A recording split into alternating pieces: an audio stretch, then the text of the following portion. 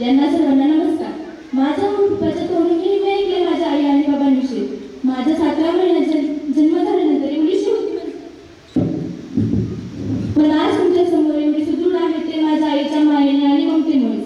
सकाळच्या कोवळ्यातून मिळणारा vitamin D सत्व मिळावा म्हणून तास मांडीवर घेऊन बसणारे माझे बाबा.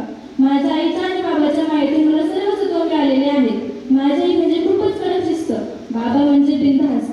माझी आई आणि बाबा म्हणजे पूर्व आणि पश्चिमच, परंतु जगताना कसं आनंदी जगावं हे शिकवणारे आदर्श मॉडेल. मला माझ्या आईकडून खूप शिकायचे. तिच्यासोबत मनसोक्त राहायचे, तिला जगातील सर्व आनंद द्यायचे. मला माझ्या मम्मी नेहमी म्हणते, आम्हाला जे आई-बाबांसाठी करता आलं नाही ते तुला करायचे. आईने मागच्या वर्षी स्पर्धा परीक्षेत राज्यात पहिले आले होते. आपण बक्षीस तिला सांगितलं दिलं होतं.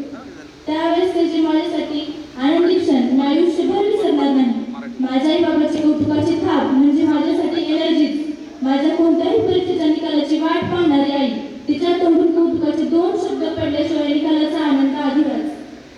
माझी आई माझ्यासाठी आदर्श आहे. आज जे यश माझ्या हाती आहे ते तिच्या प्रेरणेमुळे आणि मार्गदर्शनामुळेच. आई, मी तुझ्या कष्टांच्या मेहनतीच्या संकटाच्या खूप गोष्टी ऐकल्या आहेत. तू वयाच्या 58 वर्षांपर्यंत आमच्यासाठी जगत आहेस, आम्हीही पाहतोय. तुला आता विश्रांती घ्यायची आहे. आता फक्त तुला मार्गदर्शक म्हणून आमच्यासोबत राहायचंय, आमच्यासोबत खेळायचे, आमच्याशी हितगुज करायचे. आई बाबा तुम्हाला जगातील सर्व